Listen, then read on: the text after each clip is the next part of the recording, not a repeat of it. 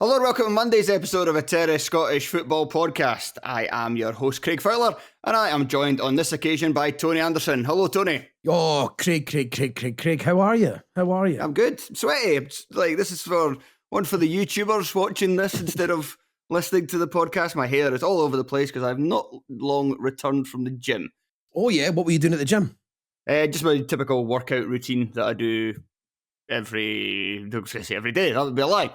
That I do on average about 3 or 4 times a week. Good man. I'm going to a boxing class when we finish this. Nice. Straight to. I've been going to a lot of classes. Hopefully, we'll start seeing some sort of belly protruding coming back in. But I'm feeling a lot better because I've not been drinking. I've been exercising a lot. But just hopefully see some genuine sort of steps. But we've got St Mirren on Saturday hospitality, so that's stopping drinking. We'll finish it 25 days, and then we'll have a lot. A lot of drinks will be had. Yes, indeed.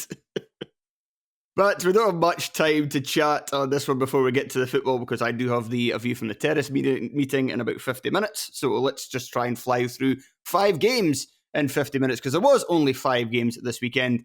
Dundee's pitch is just it's Dundee. It's Dundee Football Club. Their pitch, that's how you can best describe their pitch. Their pitch is Dundee Football Club. It's a shambles, and it doesn't work as soon as there's a little bit of rain, and that meant that their game with Rangers midday on Sunday was postponed. I was surprisingly hungover on Sunday, so I was quite glad I didn't have to get up and watch a game, or kind of half watch it while mainly concentrating on how ill I felt. So that was, thank you, Dundee, for being yourselves. But yeah, that's why there was only 5 matches this past weekend. Yeah, Dundee. What to do? What can you say? That's what, 3rd time for the game postponed this season. Is that right? I think it's 4th. 4th. Not good. A lot of people very angry about it. They want points deductions for not having it done, and big fines. Like if you're struggling to keep your pitch good, and huge fines will help make you get your pitch better. Of course, for all the skint clubs in Scotland that are already having to pay for VAR. So yeah. Yeah, that'll definitely solve it. Take away more money. Yeah. Right, but there were certainly a lot to talk about this past weekend. We shall begin with looking at 2 matches in particular. One was at the top half of the table with ramifications for a European place potentially, and the other one was at the bottom half. But we'll begin with the one that was certainly a lot more fun. I watched both of these, and there is no doubt that Kilmarnock 5, St Mirren 2 was the one that stood out a bit more. St Mirren 2-0 up at half-time, and then capitulated in the second half with Killie scored 5 times without reply. The first goal, I don't think, coming. Let me just remind myself of how close these goals were bunched together, because it wasn't like, having watched this match, it wasn't like, well, firstly, it wasn't like Killie were so bad in the first half to be 2-0 down. They had problems defending set pieces. But as Sports Scene themselves highlighted, that part of that was down to a kind of clever routine that St Mirren kept having, where they would basically have Marcus Fraser block off Joe Wright, who was marking Mikael Mandron for majority in that. Didn't really do much at the first goal, but the second goal, Mandron scores it, and even earlier in the game, Mandron has an early chance in the first 10 minutes, which again comes from Fraser kind of playing a part. But Killie were just a bit out of sorts, and there was a lot of kind of stray passes, like a lot of giving the ball away in poor areas. There were certain players who were struggling to get into the game. Matty Kennedy didn't really do much at all first half. Marley Watkins was lively about the penalty area in the first half. He had a couple of chances, 2-3 chances, I think it's fair to say. But in terms of getting involved in helping Killie get the ball at the park and keep the ball at the park, he did struggle. Second half, I don't think there was really much difference to begin with. And then Killie scored 61 minutes, and then by the time it's 79 minutes, it's 5-2. Yeah, because, I mean, if you look at the first half, I mean, right at the start of the second half, Mandron misses a sitter to make it 3-0 with the ball. It's a woeful finish for someone who, in the first half, was almost playing like a man possessed. And as you said, they'd obviously fashioned set pieces around him. And he'd already scored, so you would really have expected him to do a lot better, because it's a really, really poor finish. That one, he scuffs it. scuffs it wide. But yes, St Mirren, it's so weird because they were really good. They looked tactically really well set up in the first half. Gogic was superb in his defensive side in the first half, dealing with, like, in terms of a partnership, like probably one of the biggest handful in terms of a physical battle that you'll get. And like, obviously Watkins is pretty quick as well, and he's so lively that for him, and he dealt with that really well. He was blocking loads of chances, and Killie was getting a lot of joy down the left-hand side. And yeah, and then it got to like 60 minutes where you think, right, they've seen through the tough bit. It's now just going to time waste, clog away, and then it all just dissipates. People start leaving. Job done. But no, it's the single biggest collapse of the season. I think the one thing you could say is that while the defenders individually done a decent job first half, St Mirren as a whole were probably still a little bit too open, and that Killie, even in the first half where Killie didn't play well, still had chances to score.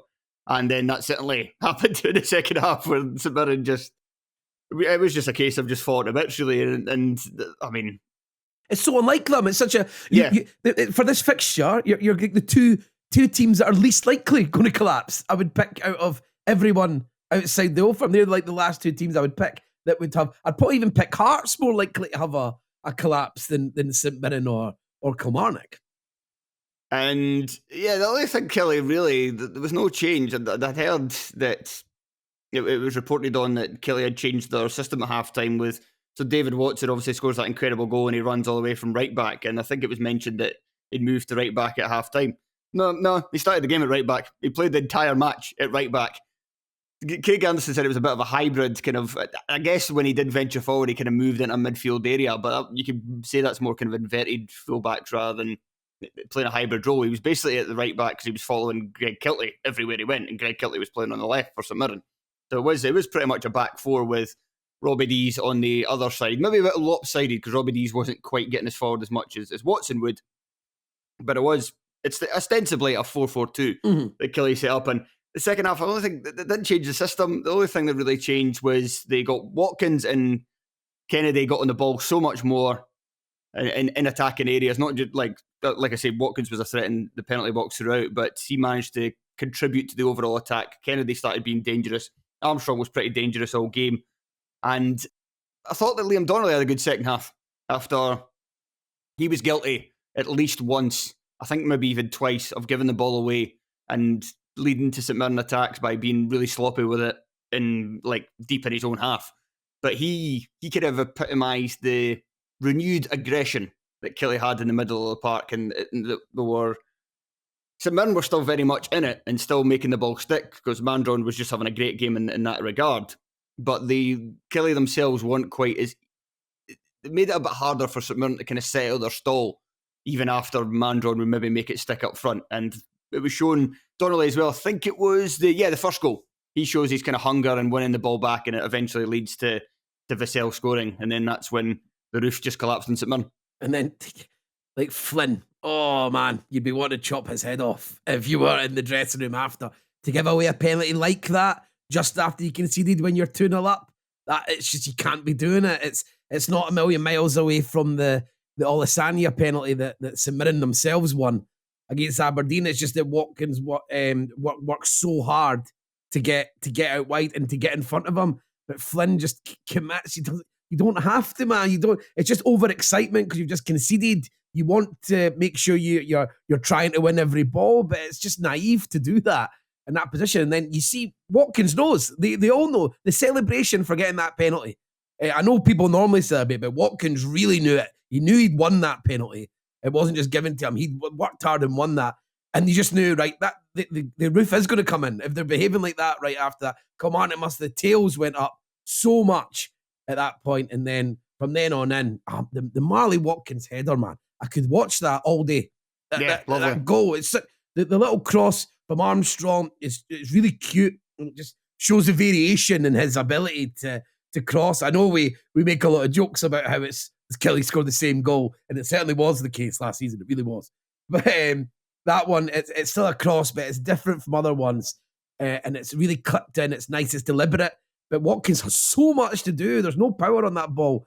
For him to get that net going, I'm like, you'd be feeling that be feeling that in the morning. David Marshall went off with a neck injury. If anyone knows, it was bloody Watkins. It was really, really, really good. And that just then they just zoomed off after that. And then Watson's just running through. I mean, it's the classic Scottish football individual goal running from your own half. You actually don't have to do anything. I was going to ask you, great goal or terrible defending? No, I don't want to be rude because, I mean, to have that aggression, that directness, and obviously noticing that things are on, because I think that's what it's not just about skill. It's about when you start running with a ball like that for deep. A lot of it is seeing it all opening up and having the confidence just to do it. Because when you're coming from right back, it's always in your head that you're going to pass. There's nobody going from there that's thinking, I'm going to dribble through and slot in the bottom corner for 7 yards, right? That's not, nobody's actually thinking that when they set off. So it's about noticing when the gaps are appearing, noticing that they're all at sea, and having the bravery to continue. And that's what he done. And I'm not want to take away credit, because I think it's a really good goal. It's a really tidy finish at the very end. And like I said, he uses his athleticism to get there. But yeah, like it's one of those things where with people like Alex Gogic, there's a reason why he's better in a 3. There's a reason why he's still a tactics player, Gogic. He still has to be used in the correct way, because when that happens, you can see when he's exposed, like he really, there's not a lot he can do. Yeah. Did David Watson do anything else? Sorry, does David Watson score any other type of goal except from like an amazing goal? Because that's all he seems to score. And they're all quite different though. It's like we've had the dribblers, we've had the one he scored against Aberdeen is like the technique's outrageous for that goal. So he really looks like a player. It's him and Lennon Miller. I mean, Joel will be. This is the new Jason Holt and John McGinn. And Joel will back the wrong side. Yeah, of course. But like Lennon Miller looks like, it's hard because every week they're both doing different things, and you're seeing technically they're good. I thought Lennon Miller maybe looks slightly more technically gifted than Watson, but Watson has so much running in him, and coached correctly, he could just be like the ideal box to box, all action midfielder. And it's quite cool seeing him go out to right back at this stage already. A bit of trust adds more to his game, and it's done in attack. Like, he was put out there specifically because of Kiltie, so that shows a lot of trust in a player of that. If they earmark a player on the opposition who they're worried about, that they pick the 19-year-old to go out of position to do that, that says a lot about Watson, and probably how he listens on the training field, which sets him in really, really good stead in terms of his development. The only other thing to add to this is to point out that Charles Dunn, who scored the opening goal, that is his first goal since July 2017. Wow. That he scored on his debut for Motherwell in a League Cup victory over Morton, and he's not scored since. He's got a decent, because he's got a decent cross on him when he's played out at left back over the years, and he's got like, that was a rocket shot that he had there. So that's a bit surprising that he's not been able to drill one in, or it's only the second goal of his career. He never scored at any of his clubs in England before he eventually went to Motherwell. I'm not saying he's please don't get me wrong, he's not technically gifted at all. But, no, but you know what I mean. He does have a bit of hammer of a left foot, so you would just expect over the years that there would be 5 or 6 when there's a normal number. Yeah, because there's other defenders who can barely shoot, who can barely like connect to a ball at all, who will get more goals than that. So I'm really surprised to hear that. I wonder, like, it's not something I could say I've noticed before, but I wonder if he's somebody that gets left back at corners just because of his pace. Like, it's very good to stop the counter-attack, and obviously he must not be that good at attacking the ball in the air in the opposition penalty box, because if he did, he would have more goals. Yeah. So maybe it's a case that he's not been given the opportunity, or maybe he's just the worst player ever at sniffing out a chance. Just fucking hammer shots in, mate. That's it. If you're listening, Charles Dunn, start using that left peg and just hammer them in from anywhere. Aye, the less time picking up old people when it's snowing and more time shooting practice, all right? Yeah. Concentrate on your football. Right, the second game to focus on. This one was at the bottom. A huge result for Aberdeen Football Club as they won away to Motherwell, 1-0 with the goal coming fairly early on, about midway through the first half from Leighton Clarkson. I watched this one. This, again, compare this to the Killie and St Mirren game. This is night and day in terms of the entertainment on show from that game to this one. This was like, so Aberdeen got it, and that's it. 3 points, that's all that's Aberdeen need. They needed a victory. And this is what I was saying when I was obviously having a bit of fun wanting them to go down. And it's still, I mean, Ross County victory means that it's still it's still in play. But just when you look at the quality and like there in the Aberdeen squad, and you look at Ross County and you look at St Johnstone, and you're just like, nah, that Aberdeen team is miles better. It has to be that things are really wrong for them to go down. And getting rid of Neil Warnock has probably meant that they're just going to they didn't get a bounce in midweek, but there's just that ability there to drag them through. And in this game, well, they score a goal it's a very good finish. Clarkson takes it very well. It's one of those ones where I don't know many players in this league would have been able to have the technique to catch it as it kind of comes on the rebound. It comes at pace. He hits it perfectly well. He sets himself well. He gets a shot. And then for that point forward, the defence didn't give away anything easy. And guys like Graham Shinney and Corin Barron were just quite good at mopping up a lot of the time. Motherwell, you watch the sports scene highlights, it looks like Motherwell were like the better team. I mean, out of the two, yeah, they probably are, but Aberdeen had something to defend for a majority of the game, so that changes things. The vibe, yeah. Yeah, it changes the vibe. And even then, I still didn't think Motherwell were that great. Aberdeen weren't that great either. It just wasn't a particularly good football match, I have to say.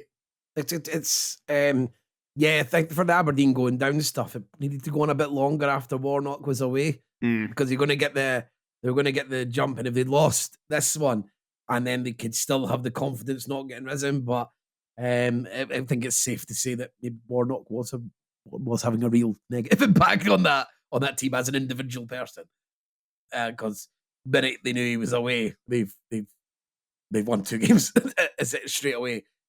And they're not the easiest games. We've got a Motherwell who've been playing well recently and still buoyed by sort of like one of the best results of the season at Ibrox. They've still got Theo Bair, who's outrageous. And obviously they were playing Kilmarnock, who were really, really fantasied for that game. So yeah, it just now seems, now that they've had that upshoot in confidence, then the bits of quality they'll have will get them through. And Motherwell, you've ruined it. Fuck you. Yeah. Raging on Saturday. Like, Hearts are getting beat. Like, it's set up for Aberdeen to lose and to be in joint 11th place. Hibs are conceding last minute equalisers against Ross County. Hearts are getting beat overall. Everyone else is holding up their end of the bargain. So Motherwell, come on. And Kettlewell probably rues a decision that he's starting 11. So I had it up on Sports Scene as Nicholson and Vale supporting Bear. That wasn't actually the case. It took me ages to figure out what Motherwell were playing. So I was like, is this a 3-5-2? But Blair Spittle is just very kind of high and wide, because it really looked like Jack Vale and Theo Bear were just a front two partnership. But the more I watched, I was like, oh no, actually, when Motherwell don't have the ball, Vale's kind of dropping in. And so it's Spittle and Vale supporting Bear. Vale was very much, when Motherwell had the ball, Vale was very much up there alongside Bear. And Spittle was kind of staying high and left.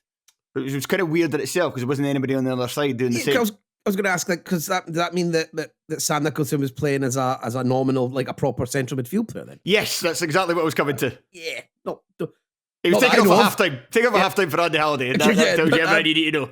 I didn't know that was something he'd done. I always thought he was my Sam Nicholson lower is great since he left ages ago. But I never knew of him as a central midfield player. I always thought he was a winger. He certainly runs like a winger. He had the haircut of a winger. He behaved like a winger. Yeah, definitely a vibe of a winger. He at points in the first half, he got the ball in advanced areas and looked to be bringing a bit more threat with him than you would maybe typically see from Drafkowski, for instance. But I think they did miss having a proper central midfielder in there further back, with going up against Shinney and Barron, for instance, and Clarkson to a lesser extent as well. Because that's a nice balanced midfield, especially if they're feeling good about themselves. And Shinney's always going to be a huge competitor. I wouldn't really want to, against a competitor like that, going in with a 17-year-old and Sam Nicholson. Not for me, Mum. I wouldn't be bang up for that. They made 2 changes at break Motherwell. Motherwell were a bit better, but even still, like they put some late pressure on, like last 15 minutes, they turned it up, kept Aberdeen hemmed in. But again, that goes back to kind of Aberdeen's psyche as well, and the fact that they're just absolutely desperate to hold on to the points. But up until then, like they made 2 changes at the half, and they were a bit better of it. Like how they gave them more balance to their team. They brought Gent out to the left. He threatened on occasion. He threatened more than Paul McGinn was threatening on McGinn's like weaker foot on that side.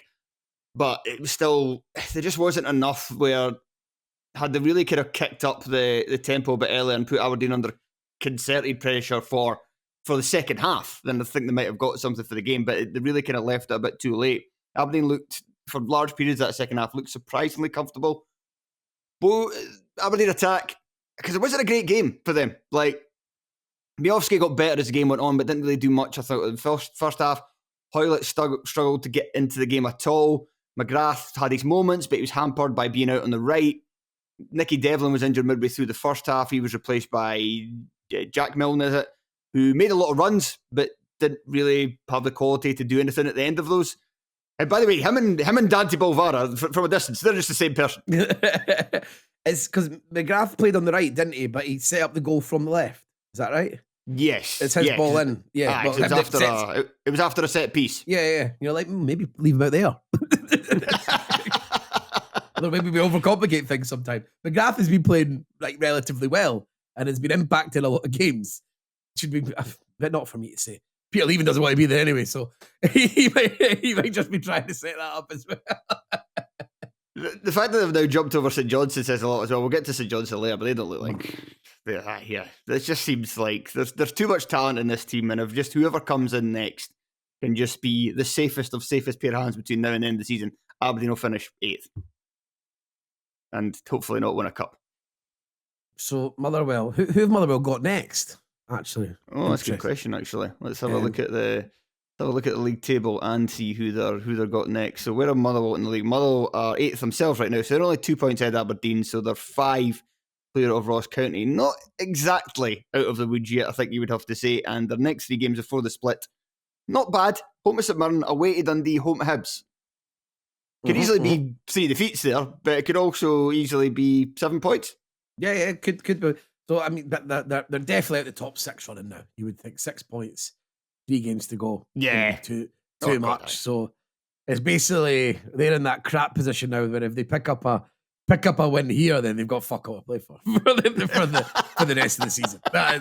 Like the best thing that can happen now is that the season just peters out. So aye, fair enough. But that's what happens, I suppose, when you didn't win for about 19 games or something. It's just, I suppose they count themselves lucky they're in the position they are. That's, and also maybe we'll get to see more of Mark Ferry and Dylan Wells. Both of them came on, both 17. Never heard of them before. Says a lot that they were put on instead of guys like Drakowski and Ollie Shaw. Why is Ollie Shaw still there? I don't know. Drakowski, I don't really understand. Like, Kettlewell seems to have a very weird relationship with him. He didn't use him for ages. Then he played him. Then Motherwell have had their. I'm happy to be corrected here, but I feel like they've had their best runs of form when Drakowski's been involved, and he brings a bit of balance to the midfield without being like a world beater. But Kettlewell doesn't really seem to fancy him, considering they came with, and I mean this in the lowest tiny bit of pedigree. I was assured he was on the bench for Macedonia. Right, let's move to our first feature, which this occasion is literally on fire. And we are looking at Simon Murray of Ross County, who scored twice in their 2-1 victory over Hearts at the weekend. A huge result for County because even though, as I mentioned already, Aberdeen found victory, St Johnstone did not, and County are now just a point and 3 goals they're worse off than St Johnstone from safety. So very much fully back in the mix now. And Simon Murray, I mean, Tony, I just wanted to focus on him because I think this is the best we've seen of Simon Murray in the Scottish top flight in his career. Absolutely. Best season he's had easily. I mean, even if you just go by numbers, 9 goals and 4 assists in 29 games for that Ross County team with the service that he's given. I mean, because people talk about Danda, but Danda's the kind of service. I know he does set up the goal, funnily enough, for in this one. But I mean, a lot of Danda's service is cross balls. It'd be more like Jordan White and defenders that will gain a lot from a lot of Danda's sort of talents rather than someone like Simon Murray. And for him to be directly involved in 13 goals in 29 games is astounding. And the thing I love, I've always liked Simon Murray. I think Simon Murray's a player that I think a football fan would try hard not to appreciate him, even when he's at his worst, because he puts in so much effort. He's such a handy player. He's a nightmare. He's a pest. But this season he's went beyond being a pest, because it's like I always thought, like when they first brought him back, you're just like, he was firing them in the championship. You were like, is it not nice for your career to be around here? I mean, it feels like you really, really fit in there, and you can be like a bit of a bully in there, and it must be fun. It must be fun. It really felt like a waste last season, because he went from Queen's Park to County, and you're like, well, you were firing Queen's Park to the Premiership. Like that could have been, you could have been involved in a historic moment. And obviously, you always want to go at the higher level and earn more money and blah blah blah. But from a kind of narrative point of view, you were like, I wish he'd stayed. And then he went to County, and he wasn't even that good. Like he was in and out of the team. He was just Simon Murray in the top flight. Really, he just doesn't look really good enough. And it was like a deal that County didn't need to make. He was going to leave Queen's Park regardless. I think there was somebody else. I can't remember now, but he was on the brink of going somewhere else. Was it Dundee United? Maybe I can't remember. He was on the brink of going somewhere else and ended up going to County. I can't remember exactly who it was now, but he still could have thought like, ugh. And then he scores what ended up being a very vital goal in their playoff final, come from behind victory against Partick Thistle. And then this season, if County stay up, he is the biggest reason why for me in that team. And he's their best player. He's been their best player. He is their best player. And I love what the goals Simon Murray scores. They're always flashed in. They're always. I always feel like I need to rewind it to check if the balls went in when Simon Murray scores, because it's always just like. And what weird, like even the first goal he scores, obviously it's saved, and then Sibic sort of mucks up, and you sort of look away, and you turn back, and he's popping it in the net really, really quickly. Well, I wondered about that. Is there a fault of Xander Clark there, or is that just because of Simon Murray's powers to do everything very quickly? Everything does happen at 100 miles per hour, and that's what makes him so entertaining. It's also what means, like, it might not even just be like a lack of quality that I sometimes thought about Simon Murray. It's just he can't not do everything at that pace. So obviously we do things at that pace. Sometimes you'll fall over. Sometimes you'll hammer it over the bar. Sometimes you'll run out the pitch. He's so high octane. And then I was checking his age when you said we were doing this. 32. And he's still like, he still plays like a 24-year-old. Yes. So like you do wonder that with the experience, he's finally finding the way to blend his sort of attributes in his natural sort of like a dog running for a ball type of personality and style that he plays. But it was earlier this season. I think it was Graham said he was like a dog chasing a plastic bag. Aye, and that's completely fair. But he's now learning how to marry that and to make sure that he's not wasting all his energy. I think he plays the game more intelligently now. And then, so maybe you never know that you could have this bizarre thing of like an Indian summer for a player that you always thought if you took away his pace and his attributes, you would be left with nothing. But maybe we might get this sort of 2-3 year period where he's still fit enough, he's still strong enough, and he's still like quick enough, married to this, where he get a really, really handy striker. And it'll be interesting to see if County go down, someone taking a risk on him, what team actually does it? Because, I mean, maybe it's like some of the mid-table teams, even in Motherwell, would the way he's playing now, would you go against that? Probably not. He could end up, I know he's never going to play at a bigger team than Hibs, but I still think maybe at 33 years old, we could see Simon Murray playing for like the second biggest club or of his career. Because the Dundee United, it doesn't count too much because it wasn't really in the top flight. It was in the Championship. It's not really the same thing. Mm-hmm. So it's, and what a bizarre career. And he nipped off to South Africa for a wee while as well. Yeah, so he did. So it's fair play. But yeah, I really like Simon Murray. The second goal he scored in this game was brilliant. And yeah, fair play. I'm quite happy. A guy who puts in that much effort when he plays, how can you not be chuffed for him as he starts to develop even more? And he certainly got the better. Him and Jordan White got the better of Toby Civic and Kai Rolls in this game. Rolls had another one of those matches where he was up against a bigger striker and White and struggled with the physicality, struggled in the air. Civic had, as one of my friends said in the kind of Hearts fans group chat I'm in, Toby's going to Toby. And that was him falling asleep at that first goal. Is that because he's had that could mean too many things? Like he's had a Toby Cavary, so he always falls asleep after. So he was doing the next day. It was a Sunday. Rowles, man, that does that. Like Rowles is a weird, the less seen, the less found enigma of a centre half. Yeah, not something. Yeah, he's bizarre. Because sometimes I think he looks like he's one of the best centre halves in the league. And other times I watch him, I'm like, how do you function in this league? Like how would you? Your attributes are gone. So a thoroughly bizarre player. Hearts.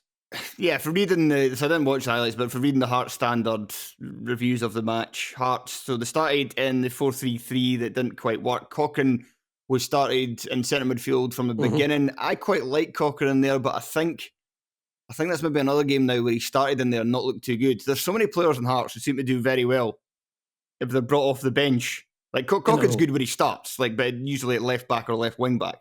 But if he's brought off the bench or he's moved into centre midfield during a game, he seems to play very well. George Grant, who had the most passes into the penalty box of any player on the park, despite the fact he only came off the bench, only does well when he comes off the bench. Yutaro Oda scored again. He only does well when he comes off the bench. Like, it's really... I mean, it's a 5 subs era now, so these players are more important than they ever were, but it's still like, what is wrong with you guys? Why can't you play well from the start? Can we talk about this Kingsley disallowed goal? Oh, yeah, of course. I want to know who to blame here, because if it's Hearts have done that as a set piece, stupid, very dumb. Oh, I would say so. And if Shanklin's just done that off his own back, stupid, very dumb. So I don't know. Like, it makes no sense in this era. Don't get me wrong. In the pre-VAR era, clever, great set piece. You probably get away with it. I would say 9 times out of 10. But now you're just not going to get away with it because the guy in the VAR room can actually slow it down to the point where he connects with the ball, Kingsley, and you can see that Wickens is looking around him, and Shanklin is trying to run away just before he hits it, which is obviously makes me think that Shanklin was too slow off the mark. That's my guess. I think that it's trying to make sure that the goalie, on top of not seeing the wall, everything happens so late. That's what the idea is, and Shanklin just doesn't accelerate quick enough to get out of the way. So, now I've taught myself and thinking that it could have been smart and that Shanklin's just too slow, which he is. I think that's like you're just giving the goalie something to think about up until the last second, and Shanklin just left it. Pick someone else. Pick someone else first who's quicker, and secondly, why would you want the guy who's your best striker not be able to follow up the free kick? If the goalie says it, Shanklin can't score. So you've taken away the main guy who would do the follow-up, who would be the most instinctive. You're right. So a very bizarre set piece. It's a daft thing to do. It's a daft thing to do on multiple levels. It's also daft because majority of the time, like, you're not going to score from the goalie arsing up because he's been caught in two minds because he doesn't know what the striker's doing, who runs out the way about a second before the free kick's taken, as it should have happened, which didn't what happened, but should have happened. Like, what's really going to happen there is that your player's going to score a free kick goal that the goalie wouldn't have saved regardless, which is pretty much what happened. So it was a peak. Just let him hit the free kick. Yeah, that's what I mean, because I think that's a goal if Shanklin's not involved. Yeah. I think if it's just straight up, the goalie's not getting it because it's a really, really nice free kick. So, yeah, Naismith's going mental, probably because he probably thinks without seeing it, if he's practiced this, that Shanklin gets away before the ball's kicked. That's probably his assumption. But when you watch it back, that's a foul. It's going to get disallowed in this era. And it was a key moment because obviously Hearts scored again anyway. That might not have happened because the game would have been different from that point forward. But County pretty much for the last half hour just sat in and invited Hearts onto them. And if Hearts score there, they've still got an extra. I think it was in like 75 minutes. That'd be like 15. Maybe go and win. Could maybe even go and win. Plus injury time. So yeah, it was a bad one for Hearts. Right, let's move on. We've got 2 games to go.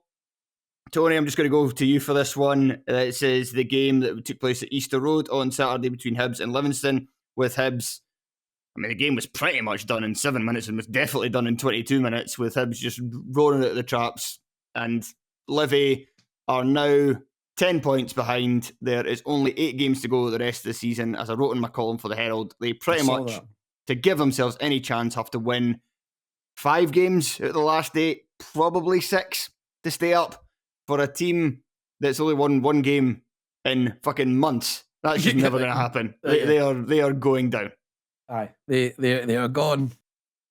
And it's like you've got that, the split personality comes out with Livingston here, is that it's almost like good riddance to bad rubbish, and I miss you. Yeah. I feel I feel both things at the same time, because you got so used to them being there, got used to the way that they do things, and how much it annoys people, and how it's always the sort of like Houdini act that you'd always be in the lowest, that always be in Martindale. There's so many, it's like so familiar.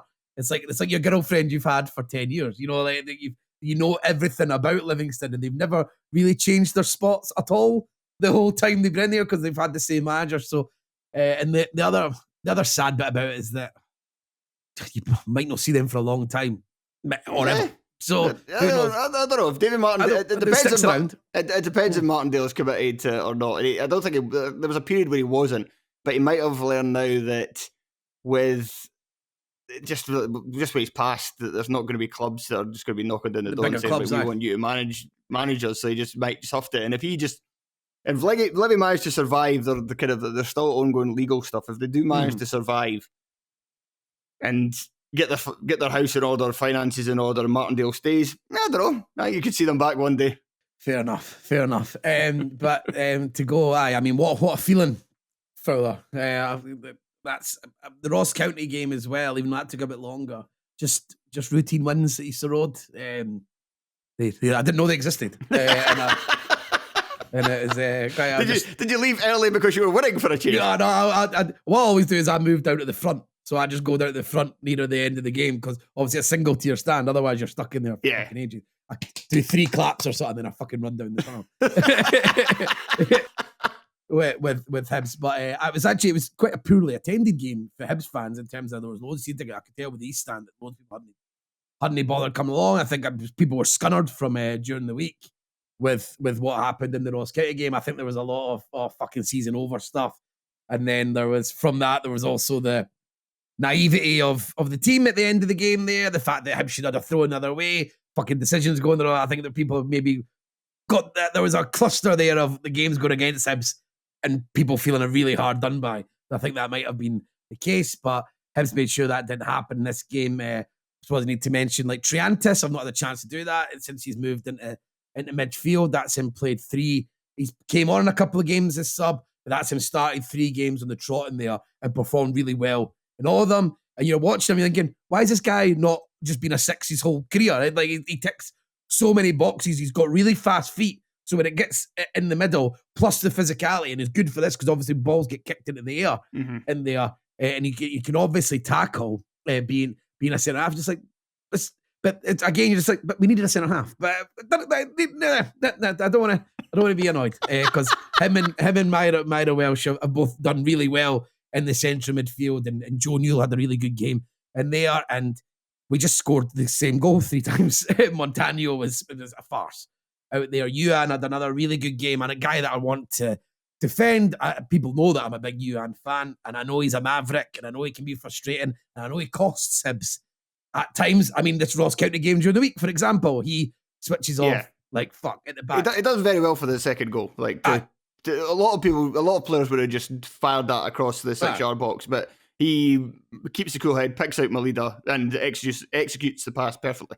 Yeah, so that's what I wanted to say is that Yuan needs to be understood. He's a player that needs to be understood, and you'll either get, if he's coached really well, great. He'll go on and have an even better career than I expect. I'm more of the feeling that Yuan is what Yuan is, and you're going to be hard pushed to get him coached. So you need to understand that and remember that. So when you go into the 90th minute when you're 2-1 up, get him off the fucking park. It's very unless you're going to use him as your like main striker in terms of like try to use his pace to get like to. Did he not give the ball away in the build up to another 2-0 draw, the St Mirren one? Was it not him as well? Yeah, and then there's obviously the Celtic one where he tries to nick the ball that Celtic get the penalty from. Yeah, he tries to nick the ball rather than just going into the tackle.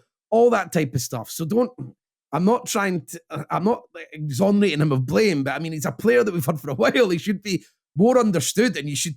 And it's like, and I think people, they say that he's lazy. He's not lazy at all. He works back, he runs. It's just that he switches off because he's the furthest thing away from a defender you'll ever see in your life. But he does come back and he gets, and that's also a problem. He better he didn't. It's not sometimes. He won't do it later. Yeah, and the Ross County one, he completely switches off and Danda runs off him. But in this, I wanted to talk about in this game that from him coming off the bench against Ross County when Hibs won 2-0, where he set up Lefondra for 2 really good chances. He set up Levitt's goal. From there, and then obviously he was against Ross County just there. He set up Malida's goal, and it looks like him and Malida, I know they played for the French unders teams as well. They look like they've got a really good relationship and are having a lot of fun together, which is good. But against Hearts, he came on, he set up Abita's chance that hit the post. He set up Malida's chance where he headed it just wide. He also nearly cost a goal where he had to run back when he got caught with the ball. And then in this game, he's got another 2 assists.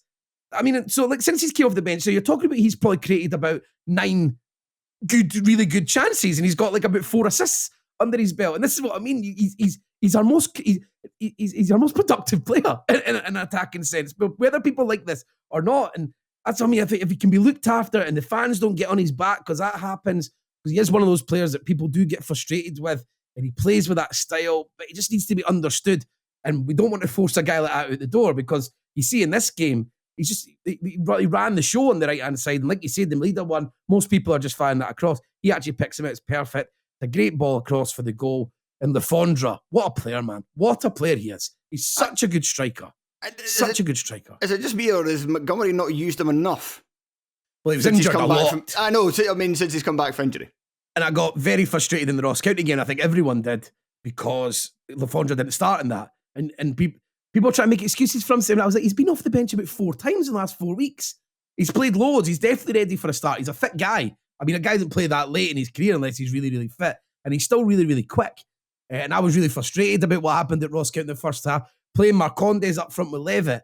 Everyone's going to drop back for the ball in the half. You're not going to stretch the team at all. So for them, Ross County want the game to be congested in that area.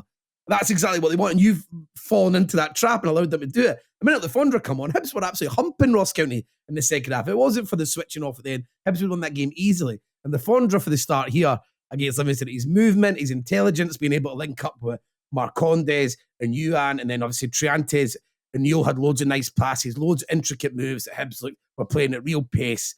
And then Livingston got back in 8 points, but I was annoyed because you were thinking there's a good chance for Montgomery to get everyone inside of like maybe win 6-0 or something like that. But I think when you sub the goalie at halftime, whether that's right because he's injured or not, it just puts the vibe, man. It's just like, right, we're seeing this out. People are getting minutes, which is fine. I'm not against it, but I just say that eventually, like, oh, I can't be arsed then, if I'm being brutally honest. And he brought in Myra Welsh, came on it right back. Kiss Cadden has come back in, played 3 games in a week. He's played at least an hour in all of them. So that's really, really good. And yeah, I'm not surprised. Cadden has always been extremely fit and had an engine. And now there'll be a big challenge for they two going for the right back spot, him and Miller. And they're very different in terms of Cadden's much safer with the ball. But Miller's much more physical and probably better in the air. So there'll be a chat about they two. Livingston, hopeless. And the first half, absolutely hopeless.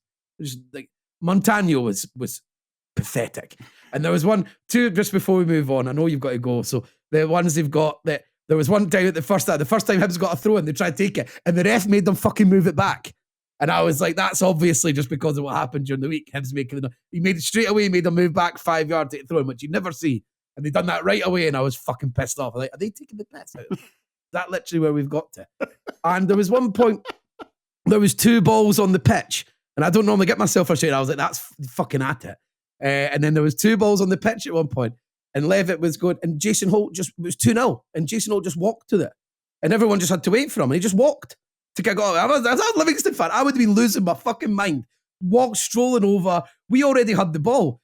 And then everyone just stand there, and he just strolls over, and eventually takes the ball and tries to give it to us to take the free kick, even though we already had the fucking ball in our hands. Get off the pitch. You're losing 2-0, you idiot. I would be going apoplectic at that if I was in the Livingston end. I was 2-0 down in 8 minutes, and now people are just wandering about like that.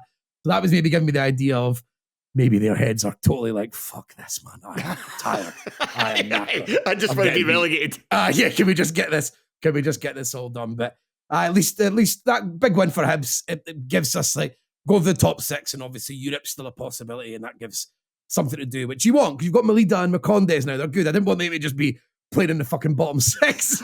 Such a waste of time. It's so boring for you as a fan. You get these class players in, you're ready, and then they just played fucking dead rubber till the end of the year. Crap. You want them at least to have something to target. So hopefully we do. But Celtic Park. Yes, let's get to our final game, which was Celtic 3, Ross County 1. And the feature around this one is say something nice. So I'm going to say, Brendan Rodgers finally seems to know how to use Kyogo Furuhashi. It's only taken him till March, but Brendan's finally seemed to have cracked it. You don't want Kyogo dropping deep constantly, linking with players and building up the attack that way. You want him in the penalty area, finishing chances. You want him to spend the majority of the game offside. And then just to be there in the right spot, when a teammate is playing him behind, he's just there in the middle to tap it home. He basically scored 3 goals like this at the weekend. 2 of them were disallowed, but it just looked like Kyogo again. And it kind of... So I've kind of said this as well over the last couple of weeks when people have asked me or when we've talked about the title race, and that the momentum changed so much. And Celtic, as I've said as well, looked like so much on the brink of collapse. And then just the last couple of weeks, Rangers injuries really starting to pile up, especially in the wing positions. And contrasting that with... And Celtic are going to... That's the thing about the Old Firm title race, is that teams could have dreadful spells where things could be going really wrong. And so many players missing. Their defence just like put together with sticky tape. Like they're only now got O'Reilly from their vaunted midfield 3. You're thinking, God, they're on the brink of falling to pieces. But most of the time they just have to play St Johnstone at home. So they're still going to find victories, and they're still going to keep it interesting while they're kind of treading water, and then they can get clicking again. And now I'm looking at it thinking, and especially if Rodgers has finally managed to, I don't know, swallow some pride, or he's just figured out that what everybody knew last July, and he's using Kyogo in the right way, and with Hatate coming back soon, if he can stay fit to the end of the season, don't think the title, well, it's certainly not a foregone conclusion. And I'm starting to wonder, our Celtic just got that wee bit in the tank to surge ahead of Rangers again. It should, at the very least, be an interesting one that goes down to the last couple of weekends of the season at very least. Well, that's what we're hoping. It feels like it's been ages since that happened. Yeah, and we spoke about this in a podcast, maybe 6 weeks ago or something, but when we were talking about maybe the fact that Hatate's got injured is a part of the reason that Kyogo was struggling a bit, because I was talking about at least Hatate's the one from midfield who breaks through, makes the runs, and it's often him that's doing the cutbacks that Kyogo scores, and that's like the tactically how they play, and Hatate always bursts forward. If Kyogo is now being more understood by Rodgers, and in that game he said that you only had to watch the highlights to see that it looked like the Kyogo of old, and he was playing so much of the game in between the posts and in the penalty area and standing offside loads, and not when the ball's going in, but when the ball's going into the wide positions, and then he just tucks back. As all the defenders rush back, he just stays still a lot of the time. Stand offside, wait till everyone rushes back when they go in, and you just stand there and the ball comes back. It's clever. It's good. Yeah. And most teams can't use the striker like that. You need your striker to let you get up the park. But Celtic don't necessarily have to do that, so they can afford to have a striker like Kyogo and use them in the best way possible. So with Hatate coming back, if that's happened, that is suddenly like, oof, that can be a lot of goals towards the end of the season. And you could have done there's something nice about Greg Taylor as well for this game. It looked like he had a much better game. He was involved in and looked a lot of great attacks. He looked like he was getting to come inside a lot more, which is obviously when we saw him at his best. So that might be another nod to Brendan Rodgers understanding that it's really looked bad on his CV if he doesn't win the league with Celtic. So maybe I'll just get out of this and get up the road after this year or whatever, but I really need to win it. So what are you good at? Just go back to that. What was Scotland doing? Right, do that. Right, go. But you can tell, like I said, when I said this with the good girl stuff and all that, it's like Rodgers acting like a dick means that he cares now. He's like he was the first time when he was just making up stories all the time. He's now just no longer like, this is a cushy wee job. I'm getting paid fortunes. Definitely going to win the league. I'm the best manager here. I've got the best squad. Everything's going to be fine. And then, oh shit, maybe it's not going to go well. And now he cares. Now he's properly homed in on this and right. And the funny thing is, the good girl stuff, I actually felt really worked in his favour. I thought it attached the fans to him, and they were getting a bit of the digging mentality. There was the good girl then followed up by the game at Tynecastle where he complained about the referees and mentioned John Beaton by name several times. That was very clever as well. Yeah, that was very he's playing clever. a very clever game here. But now he's got the stage right. Great, actually, go back to what you were doing before. Another player probably highlight is Nicholas Kuhn, who, when he was signed in January, someday that myself and Ewan, when we'd done our series on those podcasts on Patreon of all the new additions in January, we weren't that big on him. He didn't look like he was better than what Celtic already had in terms of Palma, Maida and Abada. We didn't quite realise at the time how soon Abada was to heading out the door, how much that kind of his head was up his arse, basically, like with the whatever way you want to put it. Like people, like Rangers fans will say, "Oh, Celtic fans chased him out." Celtic fans will say it was the Israeli FA that basically said you need to leave that club because of the protests in Palestine, etc., etc. So we didn't kind of fully appreciate that he'd be away, and also that Palma would get injured. So now Kuhn's actually turned into, he's played well the last couple of games, and he's turned into a big player for them because they would have been really kind of struggling. Other hand, I mean, James Forrest scored again, but you can't rely on James Forrest at this age every week, whereas Kuhn is actually starting to look like he might be somebody that Celtic can rely on every weekend. So we've got ourselves a proper title race now. I think. Yes. I think Celtic are over there. Like they're going to hump a few teams now. Yeah. And St Johnstone, Craig Levein. I'll just repeat what Craig Levein said in his sports feed press conference afterwards, which he said, like, defensively we didn't do too badly with the ball. We were shocking. Barely completed 3 passes or something. And with him saying that and Sven Sprangler getting taken off, I'm like, you're going to be in the doghouse for a while. Because that's a player that Levein is always, ever since he's come in the door, does he seem like he's rated that much? And let me just have a quick check. When he was off 25. Oh, he might have been injured actually. He was off 25 minutes in. Surely that was. That's not. Yeah, surely that's an injury. Surely that's an injury. So we should have done more research for this. St Johnstone will be in the playoffs and they'll get their 3 points at Easter Road. There you go. Are they playing before the split? Yes, we're playing them on the 6th of April. The St Johnstone at home and Motherwell away, and that'll be the only time St Johnstone win another game this season. Craig Levein at Easter Road. What could possibly go wrong from a house? And that'll be what will keep them in the league. It's disgusting, but that's what's going to happen. Right, that'll have to do us. Tony, thank you very much for joining me. My pleasure. And thank you to everybody for listening. If you would like to hear more, I've mentioned it already. And sorry, just to clarify, I've just double-checked the St Johnstone fans for him. Sprangler was injured, so I'll take back that thing of him being in the... Well, he might be anyway, because Levein just... What is it for the season? It doesn't matter. Levein just takes any excuse to keep him out of the team for a few weeks. But yeah, so he was injured. But anyway, if you'd like to hear more from us, patreon.com/Terrace Podcast. The lowest tier to unlock more content is just £2 per month. £5 a month unlocks everything, and then if you choose to join the £7 a month tier, then you get some goodies at the end of the season. Although if you join now, you'd probably be you'd definitely be too late for that. But next season, you get some goodies. You get a t-shirt, you get a fanzine, and also hit us up, follow us on Twitter, X. It's the same thing. We're also on Threads. We don't really post yet, but if we get more followers, we will do. Instagram, TikTok, and YouTube. Someone say you should post to get the followers, though. It's just so many different apps, man. Nobody fucking uses Threads, let's be honest. Nobody fucking uses it. TikTok and Instagram. I don't really use them, but I know that they're the both ones you can put videos on. TikTok, Instagram, and please subscribe to us on YouTube. That is where we're after 1,000 subscribers before the end of the season. Please make that a reality by, if you have a YouTube account or a Google account in general, then subscribing to the Terrace Podcast on YouTube. That'll do us. Thank you very much. Goodbye. Neighbour, back.